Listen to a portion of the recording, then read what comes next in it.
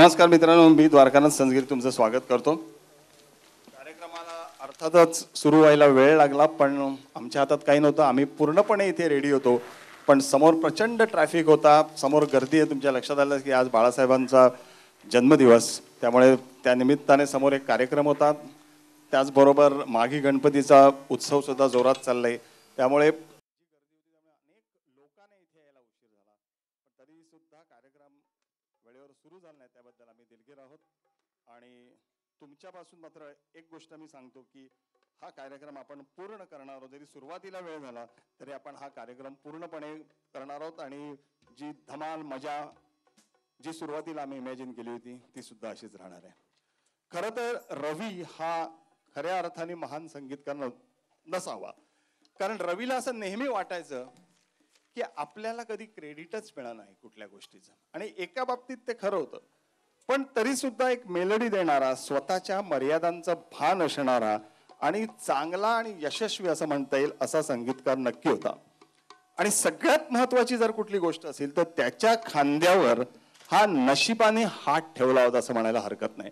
आणि नशिबाचा हात किती मोठा असतो याचं एक तुम्हाला मी उदाहरण देतो की गुमराह सिनेमाच्या वेळेला एन दत्ता या मराठी संगीतकाराला हार्ट अटॅक आला. तोपर्यंत B.R. चोप्राच्या प्रत्येक सिनेमाला संगीत एन दत्ता द्यायचे. एन दत्ता आणि साहिर लुधियानवी यांची खास दोस्ती होती, त्यामुळे साहिर लुधियानवीने SD बर्मनच्या कॅम्पमधून उचलून एन दत्ताला तिथे आणलं होतं. त्याच्या आधीच्या 3 ते 4 चित्रपटांना अगदी साधनापर्यंत B.R. चोप्राच्या एन दत्ताने संगीत दिलं. गुमराह सुद्धा त्यांना मिळाला होता. आणि गुमराहचं एक गाणं दिल्यानंतर एन दत्तांना हार्ट अटॅक आला. आणि तो काळ असा होता की हार्ट अटॅक येणं म्हणजे एक तर पटकन जाणं, आणि ते समजा तुम्ही वाचलात तर तुम्हाला बरं होण्यासाठी किमान 3 ते 4 महिने लागत. आणि त्यामुळे तो पिक्चर त्यांच्याकडून काढला गेला आणि तो पिक्चर रवीला देण्यात आला. काय दुर्दैव असतं बघा, तिथून रवीच्या आयुष्याची किंवा कारकिर्दीची पौर्णिमा सुरू झाली आणि एन दत्तांच्या कारकिर्दीची अमावस्या सुरू झाली असं म्हणायला काही हरकत नाही. कारण पुढे एक वेळ अशी आली की एन दत्तांना चहा पिण्यासाठी सुद्धा 10 रुपये कोणाकडून तरी उधार घ्यावे लागायचे. त्यांचं पुढचं आयुष्य अत्यंत दारिद्र्यात गेलं आणि रवीला B.R. चोप्रासारखा खंदा असा प्रोड्युसर मिळाला आणि रवी तिथून वाढतच गेला आणि मोठा झाला. त्या रवीचं त्या गुमराहमधलं एक गाणं आम्ही तुमच्या समोर पेश करतोय. अली हा पुण्याचा जो आमचा गायक आहे, खास मोहम्मद रफीचा आवाज म्हणून तो ओळखला जातो, खास पुण्याहून आज इकडे आलेला आहे, तो आता ते गाणं पेश करतो.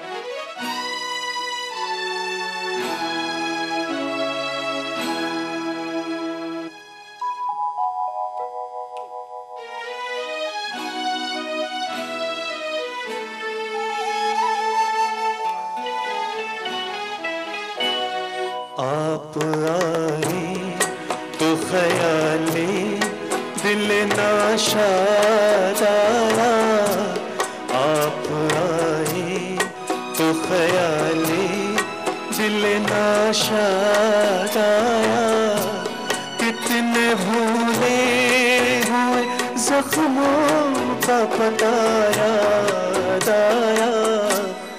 आप आए तो ख्याले दिल नाशाद आया, आप आए.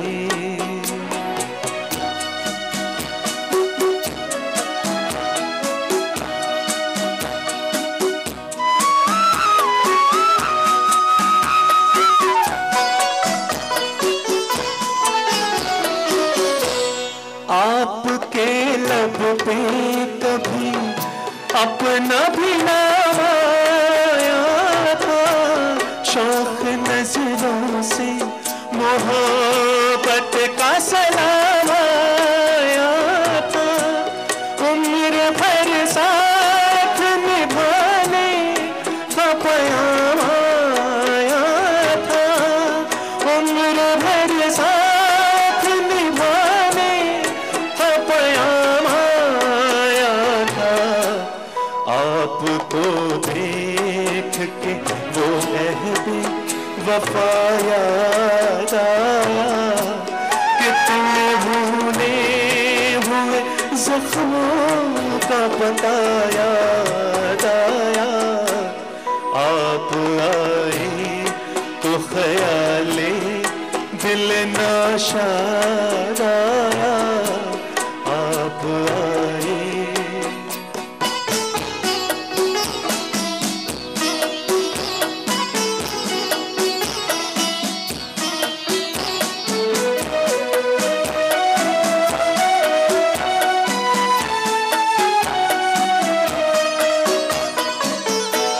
रूह में जल उठी बुझती हुई यादों के दिए, कैसे दीवाने थे हम आपको पाने के लिए। यूं तो कुछ तुम नहीं जो आपने एहसान किए, यूं तो कुछ तुम नहीं जो आपने एहसान किए। पर जो मांगे से न पाया वो सिलाया दाया, कितने भूले हुए जख्मों का बताया दाया। आप आए तो ख्याले दिल नाशादा आप आए।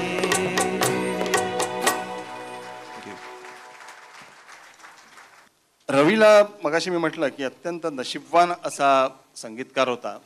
त्याला खऱ्या अर्थाने जॅकपॉट लागला ज्या वेळेला त्याला चौदवी का चांद हा सिनेमा मिळाला. ह्याचं कारण असं होतं की गुरुदत्तकडे त्याचे ठरलेले दोन संगीतकार होते, एक ओ.पी. नय्यर किंवा एस.डी. बर्मन. आणि चौदवी का चांद हा त्या दोघांना सोडून तिसऱ्याला मिळेल असं कुणालाही वाटत नव्हतं. फक्त एकच भाग त्यातला असा होता की चौदवी का चांद हा जो सिनेमा होता हा मुस्लिम पार्श्वभूमीवरचा सिनेमा होता, ज्याला सोशल मुस्लिम टाईप सिनेमा म्हणतात, त्यातला सिनेमा होता. आणि सादिक नावाचा एक डायरेक्टर तो पिक्चर डायरेक्ट करणार होता. ओ.पी. नय्यर आणि सादिकचं कधीही पटलं नाही. आणि सादिक त्याला काहीतरी बोलला आणि ओ.पी. नय्यरने सांगितलं मला पिक्चर नको. ओ.पी. नय्यर सिनेमामध्ये भांडला नाही असा माणूस नाही. जो जो कोण भेटला त्याच्याशी ओ.पी. नय्यर भांडला आणि तो सादिकशी भांडला. मग एस.डी. बर्मनकडे गुरुदत्त गेला, पण एस.डी. बर्मनचं त्या मुस्लिम टाईप पिक्चरशी काही गोत्र फारसं जुळलं नाही. मग करायचं काय, तर सादिकचा एक जो मेहंदी नावाचा सिनेमा जोरात चालला होता त्याला संगीत रवीने दिलं होतं.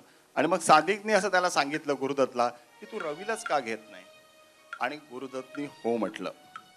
ज्या वेळेला गुरुदत्तनी हो म्हटलं आणि रवीला घेतलं तेव्हा अनेक लोकांनी रवीला सांगितलं की तू मेलास, कारण गुरुदत्तला ट्यून कुठली पसंतच पडत नाही. तुला प्रचंड कष्ट करायला सांगणार. तू त्याला एकदा ट्यून दिल्यानंतर तो तुला आज संध्याकाळी आवडली म्हणून सांगेल आणि सकाळी त्यांनी बदलायला सांगितले असेल. अगदी रेकॉर्डिंगच्या वेळेला सुद्धा तो ट्यून बदलतो.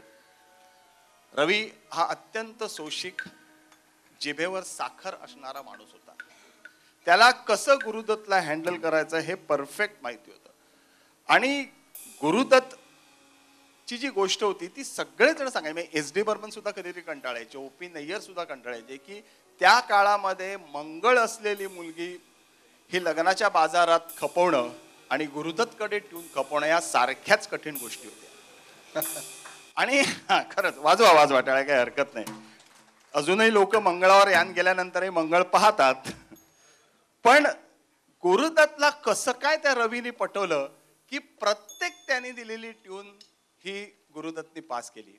एकदाच एक अशी अडचण आली की एक गाणं त्यांनी सांगितलं की गीताकडून गाऊन घे, आणि गीताला त्या काळात ते गाणं गायला जमेना, कारण गीता आणि गुरुदत्त यांच्यामध्ये एक भेदभाव झाला. तुम्हाला माहिती आहे की वैदा रहमान गुरुदत्तच्या आयुष्यात आल्यामुळे तिचं आयुष्य दुःखी झालं होतं आणि त्यात तिला ते गाणं जमलं ना. तेव्हा रवीने असं सजेस्ट केलं की आशाताईंना घेऊया का, आशा भोसलेला गाणं देऊया, कारण गुरुदत्त पटकन हो म्हणाला. तो पिक्चर आणि त्या पिक्चरची गाणी प्रचंड चालली. कागज के फूल आधीचा सिनेमा हा अपयशी ठरला होता आणि त्याच्यानंतर हा सिनेमा सिल्वर जुबली ठरला. त्यामुळे गुरुदत्त जो तोट्यात गेला होता त्याला पुन्हा पैसे मिळाले. मोहम्मद रफीला त्या सिनेमामध्ये एका गाण्याला फिल्मफेअर अवॉर्ड मिळालं. रफीला मिळालेलं ते पहिलं फिल्मफेअर अवॉर्ड होतं. शकील बदायुनीला फिल्मफेअर अवॉर्ड मिळालं, त्याला मिळालेलं ते पहिलं फिल्मफेअर अवॉर्ड होतं. आणि त्यावेळेला गुरुदत्त प्रचंड खुश झाला आणि गुरुदत्तने रवीला सांगितलं की तू काही माग, मी तुला देतो. रवी अत्यंत हुशार पंजाबी माणूस होता. त्यांनी गुरुदत्ता सांगितलं की तुझ्या खिशात जे काय आत्ता असेल ना तेवढंच मला दे, पण एक गोष्ट लक्षात ठेव की तुलाही जर गाणी खूप आवडली असतील तर पुन्हा तुझ्याकडे गाणी द्यायची संधी मला दे. म्हणजे त्यांनी संधी मागितली, त्यांनी पैसे मागितले नाहीत.